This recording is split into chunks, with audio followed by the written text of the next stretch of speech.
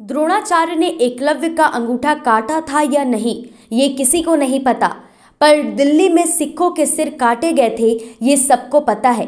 पहले राहुल गांधी इसका जवाब दे, जो दिल्ली में सिखों के सिर काटे गए थे। यहाँ पर न किसी का सिर काटा जा रहा है, न ही अंगूठा, सबको अधिकार दिया जा रहा है। उक्त बातें योगी सरकार में सहकारिता मंत्री JPS राठौड़ ने वाराणसी जिला सहकारिता फेडरेशन के मुख्य द्वार के उद्घाटन के मौके पर कही। उन्होंने कहा कि राहुल गांधी अपनी चिंता करे, वो बेचैन है प्रधानमंत्री बनने के लिए, सत्ता पाने के लिए, स्वयं को प्रधानमंत्री बनाने के लिए वो और उनकी माताजी किसी भी स्तर पर गिर सकती हैं। देश को बचाइए ऐसे राहुल गांधियों से। राहुल गांधी जी अपनी चिंता करें, वो बेचैन हैं कि सत्ता प्राप्त करने के लिए, प्रधानमंत्री बनने के लिए। राहुल गांधी जी खुद को प्रधानमंत्री बनने के लिए स्वयं और उनकी माताजी किसी भी स्तर तक गिर सकते हैं। मैं कहना चाहता हूं कि इस देश को बचाइए इन राहुल गांधी जी से, सोनिया गांधी जी से, और यहाँ पर सभी लोगों को पूरा अधिकार इस संवैधानिक व्यवस्था में दिया गया, पूरा अधिकार सबको मिल रहा है। संसद में राहुल गांधी के एकलव्य के रूप में देश को युवाओं को पेश करने पर मंत्री JPS राठौड़ ने कहा कि द्रोणाचार्य ने एकलव्य का अंगूठा काटा था, ये किसी को नहीं पता, लेकिन दिल्ली में सिखों के सिर काटे गए, ये सबको पता। वो तो द्रोणाचार्य ने काटा था कि नहीं काटा था, वो तो मतलब पता नहीं किसी को, लेकिन यहाँ पर दिल्ली में सिखों के सिर काटे गए थे तो सबको पता है।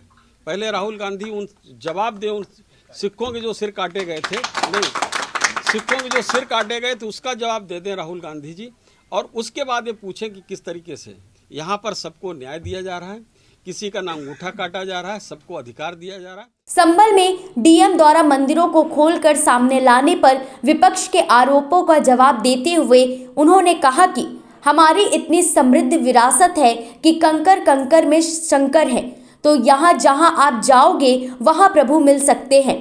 हमारी चीजें धीरे धीरे सामने आ रही हैं। हमारा कालखंड बहुत समय गुलामी का रहा है, धीरे धीरे अहम स्वतंत्रता की हम अंगड़ाई ले रहे हैं, तो निश्चित रूप से हम उसके लिए प्रयास कर रहे हैं, तो इसके लिए किसी को तकलीफ नहीं होनी चाहिए। देखिए, ऐसा है कि हमारी इतनी समृद्ध विरासत है और ये एक हिंदू आस्था वाला देश है।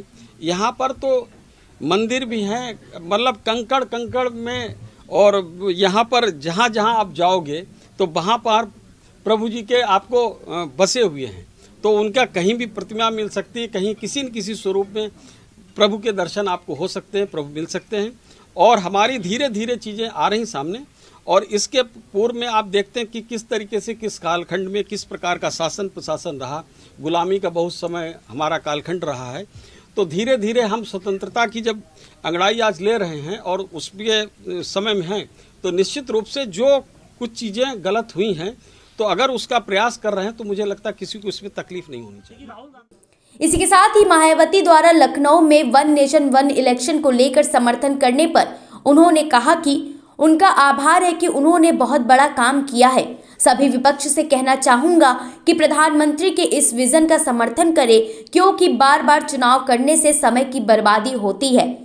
मैं उनको बहुत बहुत आभार व्यक्त करना चाहता हूं कि उन्होंने बहुत ये अद्वितीय कार्य किया है, और इस प्रकार से दूसरे दलों को भी इस पर विचार करना चाहिए। माननीय प्रधानमंत्री जी की जो सोच है, निश्चित रूप से बहुत बड़ी सोच है कि बार बार चुनाव से बहुत विकास के कार्य बाधित होते हैं। समय उतना ही है, चाहे आप चुनाव करा लें, चाहे विकास के कार्य कर लें। तो अगर लोकसभा और विधानसभा के चुनाव साथ साथ होंगे तो मुझे लगता है कि इससे अच्छा कुछ नहीं हो सकता। जनता को काम करने के लिए समय होगा, हमको जनता की सेवा करने के लिए ज़्यादा समय मिलेगा, और ये बहुत अच्छा विचार है, इसको जल्दी से जल्दी लागू किया जाना चाहिए। वहीं आदित्य ठाकरे के बयान की राजनीति के लिए सावरकर और नेहरू का इस्तेमाल न करने के बयान पर JPS राठौड़ ने कहा कि 100 चूहे खा के बिल्ली चली हज को, वो अभी तक क्या कर रहे थे?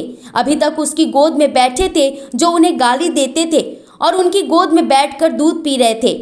वो अपने पिताजी को समझाइए, वीर सावरकर जी का जो योगदान था आज़ादी का, उसके लिए हम उन्हें नमन करते हैं। देखिए, ऐसा कौन, आदित्य ठाकरे जी 100 चूहे खाए कि बिल्ली हज को चली, मतलब वो अभी तक क्या कर रहे थे? उनके गोद में बैठे हुए थे जो सावरकर को गालियां देते थे, आज वो हमको ही उपदेश देने लगे। हम तो विचलन नहीं हुआ, हम तो चाहते हैं कि इस तरीके की बात होनी चाहिए। सावरकर को जो जिन्होंने पानी पी के जो गालियां देते थे, उनकी गोद में बैठे के दूध पी रहे थे अभी तक आदित्य ठाकरे जी। तो अपने पिताजी को समझाएं। भारतीय जनता पार्टी की नीति तो स्पष्ट है।